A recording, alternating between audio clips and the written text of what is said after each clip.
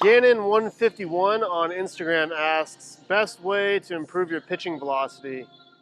There's a lot of things that go into that. It's probably best to just try to throw harder without seeing mechanics or training regimen or anything like that. Usually intent guides everything, so if you want to throw harder, just try to throw harder. All right, P. Morrison9 on Instagram asks, with how much prep you do, how long does it take to warm up before a start? I generally start about an hour and a half before game time, sit in the hot tub for a little bit, do some general thoracic spine, lumbar spine warm up, some hip placement stuff, put on my brain shocker device, transcranial direct current stimulation to activate my brain.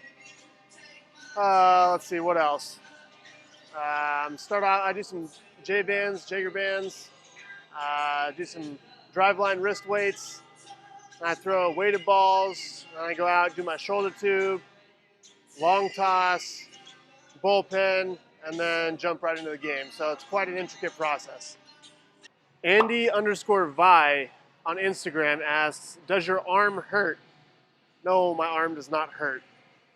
Lambro_Jake on Instagram asks, what will be on the back of your jersey for Players Weekend? Well, let me tell you, Jason Ochart will be on the back of my Players Weekend jersey. I lost a bet to him this offseason at Driveline, and so he owns the naming rights to my Players Weekend jersey. Really tough scene out here. Joel Pinheiro _ on Instagram asks, favorite MLB park to pitch in?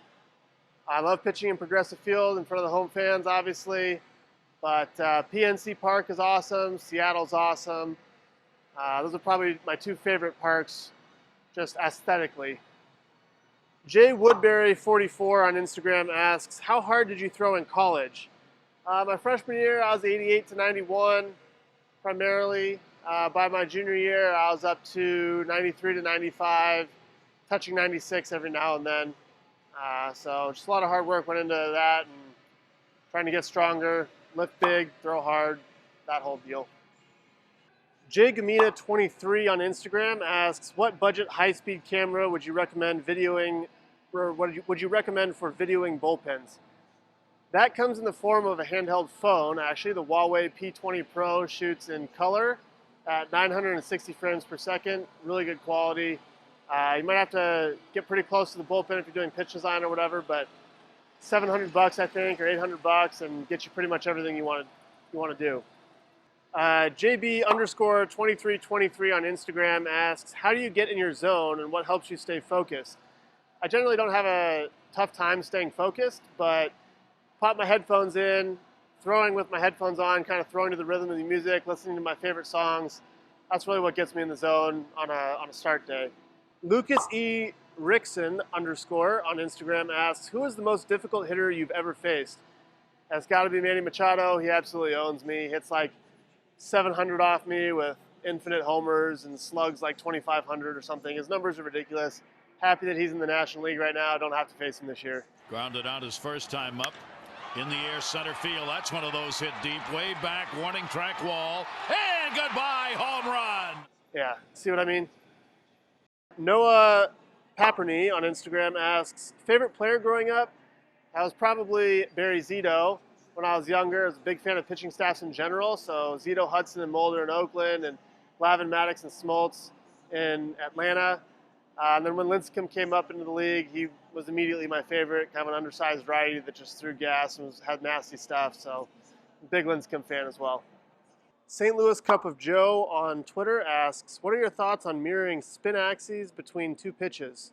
Example, 75-degree slider and 255-degree changeup. I think that's super important. I'd love to do it. It's high-level pitch design. Haven't really been able to get my changeup to match yet. I'm hoping to figure that out.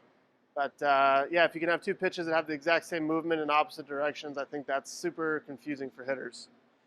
Jeff El Jefe on Twitter asks, when making adjustments to a pitch like your slider last year and your changeup this year, how important is finding the optimal release point? How much more important is horizontal movement for your slider compared to velo? That's really dependent on the pitch mix of the individual, but for me, I wanted something in the low 80s with a lot of horizontal movement and not a whole lot of vertical movement, so that it kind of stayed in the zone longer than my curveball does. Hitters couldn't see it. And to me, it was a combination of velo and movement. At 412_Peter on Twitter asks, Nolan Ryan threw 235 pitches in a single game. How many pitches do you think you could go if you needed to? I'm here with my buddy Nolan Ryan right now to say that as many as it takes to get the job done. I don't really know if I have a limit. It kind of depends on the day. If it's hot, I might get tired a little quicker. But I threw 142, I believe, was my max in college. Didn't have any problem with that. So hoping I can rival good old Nolan at some point in my career.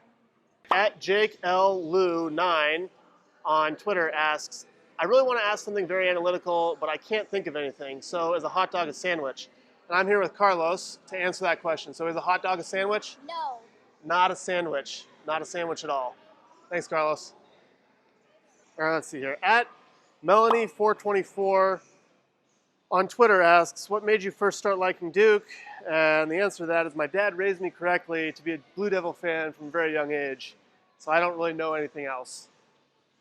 Let's see here. At DJW Baseball on Twitter asks, do you think teenage pitchers benefit from playing multiple sports, or should they focus on year-round baseball to get good enough for college scholarships and the draft? I think if you're focusing on getting college scholarships and the draft as a young kid, as a teenager, you're probably focusing in the wrong areas. You need to focus on developing and oftentimes playing multiple sports. Developing that athleticism is good for you in the long run. Plus, it's just way more fun. And as a kid, you want to play sports to have fun, not to be a professional. Plenty of time for being a professional later in life. Bold Without the Bold on Twitter asks, what do you say to yourself when you step behind the mound and close your eyes a moment before your first pitch? I usually hum one of my favorite songs and then give myself whatever cue I have for the game, like don't walk anybody, you idiot, or try to throw strikes, or don't give up runs today. Generally, it's something positive like dominate, be aggressive, throw hard, whatever it is for that day. That's what I go with.